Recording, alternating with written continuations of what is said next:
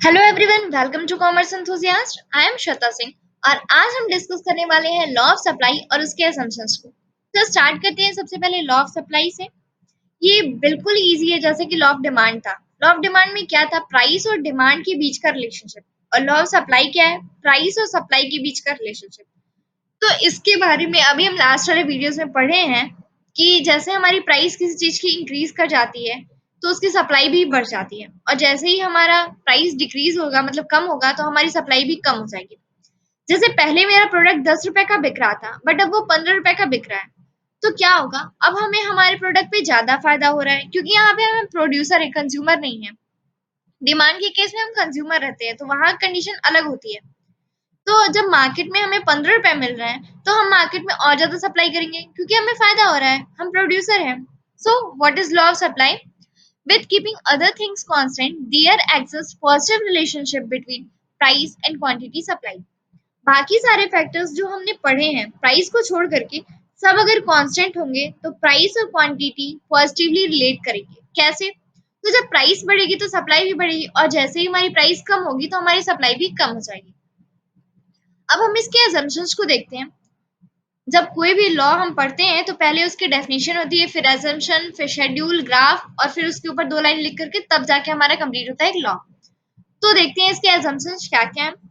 यहाँ पे फर्स्ट है नो चेंज इन टैक्सेशन, यानी टैक्स की जो पॉलिसी थी उसे वही रहने दो, टैक्स बिल्कुल मत बढ़ाओ।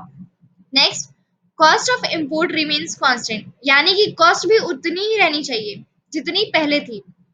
नेक्स्ट, टेक्नोलॉजी रिमेन्स कांस्टेंट, यानी कि टेक्नोलॉजी भी कांस्टेंट रहे। इसके अलावा future expectation must be constant, goal of firm must be constant. तो ये सारे अदर थिंग्स में आएंगे। प्राइस को छोड़ के जितने भी डिटर्मिनेंट्स हैं ये सारे, वो सब अदर थिंग्स में आएंगे। अब इसके शेड्यूल को देखते हैं। जैसे कि हम जान ही चुके हैं कि प्राइस बढ़ेगी तो सप्लाई भी बढ़ेगी। तो जब प्राइस होगी 1 तो सप्लाई भी होगी हमारी 10। प्राइस जैसे हमारी 2 हो गई तो सप्लाई हो जाएगी हमारी 20। प्राइस 3 तो सप्लाई होगी 30। 4 तो 40 और 5 तो 50, जैसा कि आप शेड्यूल में देख सकते हैं। अब इसका डायग्राम देखते हैं। 1 पे 10, 2 पे 20, 3 पे 30, 4 40 एंड 5 50। तो ये है सप्लाई कर्व। ये पॉजिटिव होता है, क्योंकि जैसे जैसे प्राइस बढ़ता है वैसे वैसे ही हमारा सप्लाई भी बढ़ता है। डिमांड नीचे की तरफ आता है, क्योंकि उसमें प्राइस के साथ निगेटिव रिलेशनशिप होता है।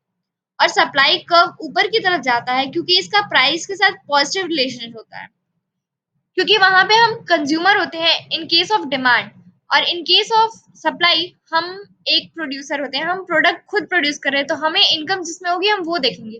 और डिमांड के केस में अगर प्राइस कम होती है तो हम उस चीज को लेना पसंद नहीं करते हैं, क्योंकि हम वहां पे कंज्यूमर हैं। तो ये डिफरेंस होता है। तो ये थी आज की हमारी वीडियो। Thanks for watching.